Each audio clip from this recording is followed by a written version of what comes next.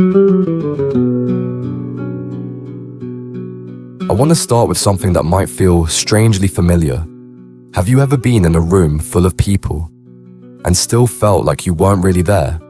Like your words didn't land, your presence didn't register, your feelings didn't really matter?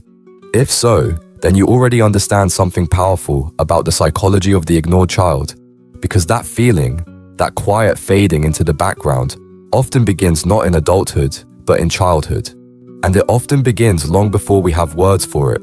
See, when a child is ignored, not dramatically, not harshly, but subtly, quietly, something happens internally. Their brain starts asking questions. Does what I feel matter?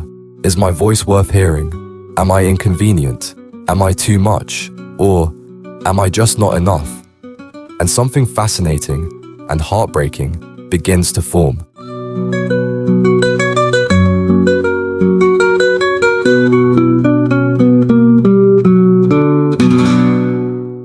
Instead of asking for attention, many children learn to stop expecting it. Instead of saying, "Look at me," they say nothing. And here's the surprising part. Ignored children rarely look neglected from the outside. Many of them look calm, polite, mature for their age. Some even look easy. But internally, they are building entire emotional systems to survive silence. I want to tell you a story, actually 2 stories, about 2 different children who grew up ignored in 2 different ways. And the difference is subtle but important. There is the child who is ignored because the parent is distracted, busy, overwhelmed. And then there is the child who is ignored emotionally, even if the parent is physically present. These are 2 forms of invisibility, and both shape psychology in very real ways. Now, before I dive deeper, here's something important I discovered while studying developmental psychology. A child does not need constant attention. They don't need endless validation. But they do need something simple, acknowledgement, a sense that their inner world is seen, because every child carries an inner world. Some express it loudly, some express it quietly, some bury it, but it's always there. And when that inner world receives no reflection, the child begins to dim it themselves. Here's where it gets interesting, and this surprised me. Many ignored children don't grow up to become loud, flamboyant attention seekers. Actually, it's often the opposite. They become observers. They become analysts. They become quiet thinkers. They become emotionally intuitive because they were trained to scan rooms for emotional danger, for cues, for hints of when they were allowed to speak or when they should stay silent. And this is where the psychology gets deep. Ignored children don't just adapt behaviorally. They adapt neurologically. The brain is literally shaped by the expectation of emotional response. If a child learns that speaking up yields warmth, empathy, engagement, their brain wires toward expression. If they learn it yields nothing, their brain wires toward suppression. It's not about memories, it's about patterns. It's not, "I remember being ignored on that day." It's, being unnoticed became normal. And the fascinating and slightly tragic part, many ignored children don't realize they were ignored. Because to them, it wasn't mistreatment. It wasn't dramatic, it wasn't hostile, it was simply the air they breathed. I want to open a loop here, something we'll return to later, because there's a particular trait that often appears in ignored children as adults. They become people who apologize for existing. Have you ever met someone who constantly says things like, "Sorry for going on too long. Sorry, I didn't mean to bother you. Sorry, I didn't mean to interrupt." That's not random, that's programming. And we'll come back to that in a few minutes because it reveals a deeper truth. But first, let's look at what's happening psychologically the moment a child realizes they are not truly being seen. There's a threshold moment, usually not dramatic, often not verbal, where a child shifts from, "Please notice me," to, "It's fine if you don't." And after that moment, their strategy changes. Instead of expressing their needs, they begin to minimize them. Instead of asking for connection, they wait for permission. Instead of showing emotion openly, they learn to tuck it away. But here comes an unexpected twist, because this isn't just about sadness or loneliness. Something else grows inside these children. Something that might surprise you. A deep ability to think inwardly. Ignored children often develop a rich internal universe. They learn to entertain themselves, to process feelings internally, to build imagination, to self-reflect. Some of the most creative, poetic, insightful adults were the quiet, unnoticed kids.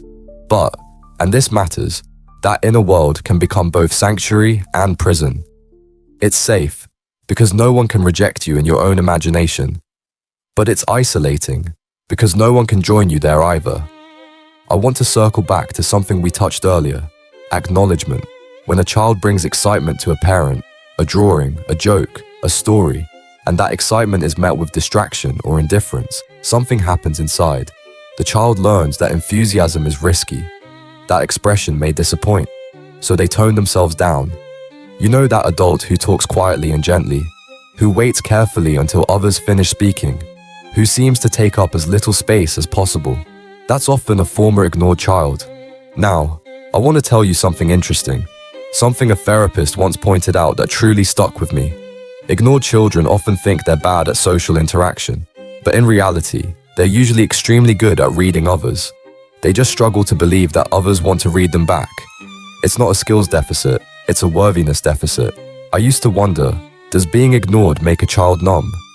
Does it make them cold, indifferent? Surprisingly, no.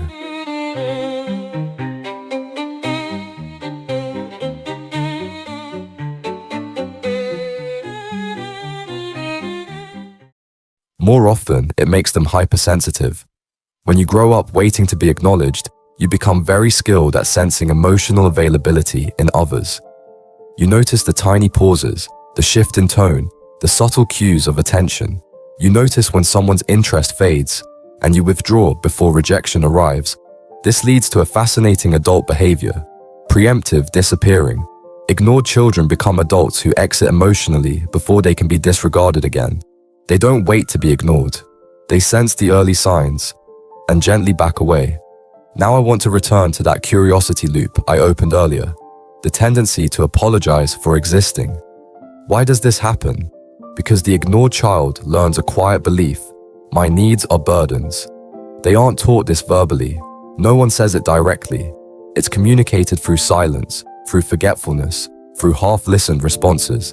And when attention is rare, the child learns to treat it like a privilege rather than a basic human interaction. Now here's something important, something I want to emphasize carefully. Most parents who ignore emotionally do not do so intentionally. Often they are overwhelmed, stressed, dealing with their own invisible emotional histories. Maybe they were also ignored as children. Emotional neglect frequently travels generationally, not through intention, but through repetition. This leads to an interesting psychological effect. A parent who is emotionally unavailable often does not realize anything is missing because emotional invisibility is familiar to them. But this isn't about blame, and I want to make that clear. It's not about accusing anyone. It's about understanding how subtle emotional patterns echo across time. Now I want to shift slightly, because there's something inspiring here too. Ignored children often develop extraordinary inner strengths. They become empathetic listeners. They become observers of humanity. They become patient, understanding, calm. They learn compassion because they know what absence feels like. But here's the key, and this is something every ignored child eventually must discover. They did not go quiet because they had nothing to say. They went quiet because at some point, no one heard them. And now, as adults, their voice is still there, waiting. Let me open another curiosity loop, something we'll explore in the next section. There's a concept in psychology called earned secure connection. It describes how someone who grew up unseen can later learn to rewire their emotional patterns through healthy relationships, friendships, or self-understanding, because emotional invisibility is not destiny. But before we get to that, I want to stay a little longer inside the child's mind, because something truly profound happens in silence. When a child is ignored, they begin having long internal conversations with themselves. They become their own confidant. And sometimes they begin imagining how others might respond if they shared something, and then they reply to themselves in their mind. That's internal dialogue. That's how the invisible child learns to feel accompanied by their own inner voice. And some of you watching this may relate to that deeply. That feeling that your most intimate thoughts were never spoken aloud, but carried internally like soft, fragile artifacts. And now we arrive at an important realization. Ignored children often grow up with a deep fear, not of speaking, but of interrupting. They instinctively wait for the perfect moment to talk, for absolute certainty that the listener is receptive. They rarely compete for attention. They rarely demand space, and some of them even become extremely successful, yet internally still feel unnoticed. This is one of the most paradoxical outcomes I've observed. The child who was ignored grows up but never updates their inner identity. Even if the world finally notices them, inside, they still feel unseen. And now I'll leave you with this thought, a question that sits at the center of everything we're exploring. What happens when an ignored child finally realizes that they were never uninteresting, just unheard? Because when an ignored child becomes an adult, something quietly miraculous can happen. They begin to discover that their voice and their presence and their feelings are not actually small. They just learn to make them small. And the process of healing, of returning to authenticity, isn't loud or dramatic. It's gradual. It begins with noticing when you shrink yourself, noticing when you apologize unnecessarily, noticing when you fade into the background out of habit, not preference. And here's something truly remarkable. Emotional invisibility can be unlearned. The brain is not frozen in childhood patterns. Neural pathways are flexible. New expectations can form. This is what psychologists call earned secure connection. It happens when a person, through healthy relationships or self-reflection, learns a new pattern. My voice matters. My thoughts have weight. I am worth listening to. And I want to highlight something, because it's not always another person who creates the healing. Sometimes it's the individual themselves. Sometimes the healing begins with them asking a question they've never asked before. What do I actually feel? What do I truly want? What do I need right now? That's powerful, because ignored children often grow up disconnected from their own desires. Their emotional compass was always aimed outward, not inward. But when they begin redirecting attention to their own inner world, something profound happens. They learn that feelings deserve space. They learn that thoughts deserve expression. They learn that the internal voice they've been conversing with privately can speak aloud. And this leads to an interesting transformation, one that might happen quietly over months or even years. The person begins to experiment with being seen. Maybe they speak up earlier in a conversation. Maybe they express an opinion without diluting it. Maybe they stop softening their words with disclaimers like, "Just my opinion though," or "I could be wrong but..." And something surprising happens. The world does not collapse. People do not recoil. In fact, some people listen, some people care, some people respond warmly. This is when the adult begins to realize, I wasn't ignored because I was unworthy of attention. I was ignored because the environment around me didn't know how to respond to emotion. And once that realization settles in, shame dissolves. The person stops interpreting childhood invisibility as personal failure. Instead, they see it as a missing bridge between emotional worlds. Now let's explore another psychological pattern often found in ignored children: a deep sensitivity to rejection. When you grow up emotionally under-acknowledged, you learn to anticipate dismissal.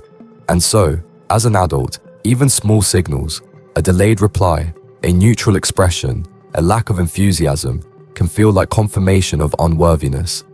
But here's the important truth.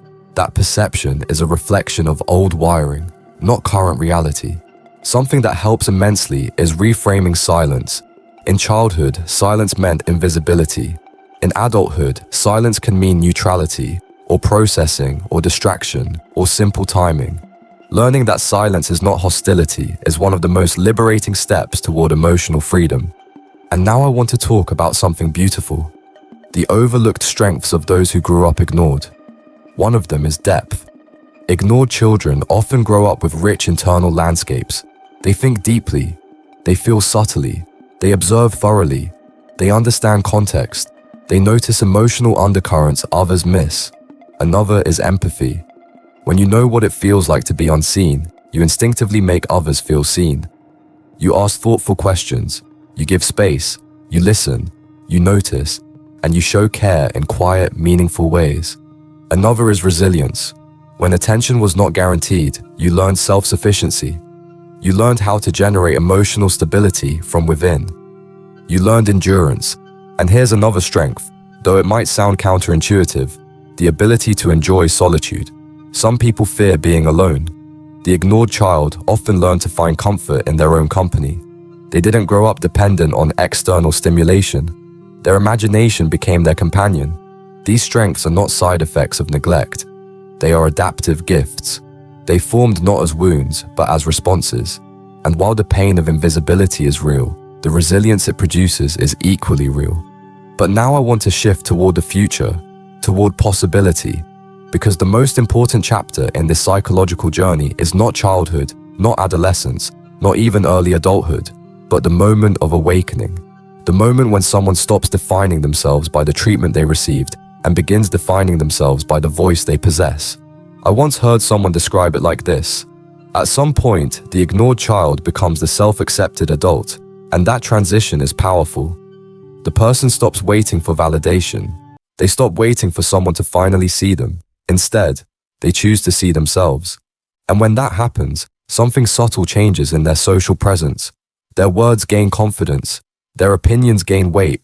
They start using "I feel" and "I think" rather than "maybe I'm wrong, but." They step into conversations instead of sliding around the edges. And perhaps most beautifully, they stop over-polishing themselves. Ignored children often became very careful, very measured, very controlled. But healed adults become more spontaneous, more expressive. They laugh louder. They speak more freely. They reveal their quirks and imperfections without fear that those traits will lead to withdrawal. It's like the child who once whispered begins to learn how to speak in a normal voice, not shouting, not demanding, just inhabiting their rightful volume in the world.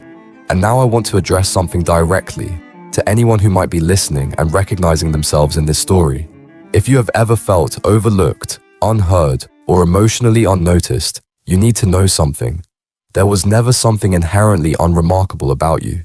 Your quietness was not emptiness. Your invisibility was not absence of worth. It was a response to an environment that lacked the emotional attunement you needed. The real you, the unfiltered, expressive, curious, vibrant you, still exists. Maybe buried a little, maybe cautious, maybe tentative, but still there. And here's something else. You were never actually invisible. There were always people who would have listened if you had crossed paths with them. Your voice simply existed in a space where it wasn't recognized. But the world is vast, and not everyone is blind to emotional subtlety. Sometimes the ignored child meets someone later in life, a friend, a mentor, a partner, who truly listens. And that experience alone can begin rewiring the brain's relationship with attention. The person thinks, wait, someone cares? Someone wants to hear my thoughts? Someone is asking me questions and waiting for the answer. That can be transformative. But even if that external listener has not yet appeared, there is another listener available. The self. The adult self can become the protector of the child self. And that internal alliance is powerful. Imagine telling your younger self, I see you, I hear you. Your feelings matter, your thoughts matter, you matter. That is not childish fantasy. It is psychological repair. And as that healing progresses, something wonderful emerges. Authenticity. The person stops performing politeness as a survival mechanism. They stop minimizing themselves. They stop over-apologizing. They stop suspending their own desires. Instead, they begin to express themselves naturally. They begin to ask for what they want rather than suppressing it. They begin to occupy space comfortably. I want to end with a thought that has helped many people who grew up feeling unnoticed. It is this: being ignored shaped you, but it did not define you. You are not the absence of attention. You are the presence of depth. You are not the echo of silence. You are the origin of voice. And if you have ever felt like that ignored child, sitting quietly, hoping someone might notice you, then hear these words clearly. You are allowed to speak. You are allowed to exist loudly. You are allowed to take up space. You are allowed to be heard. And perhaps most importantly, you do not need permission anymore.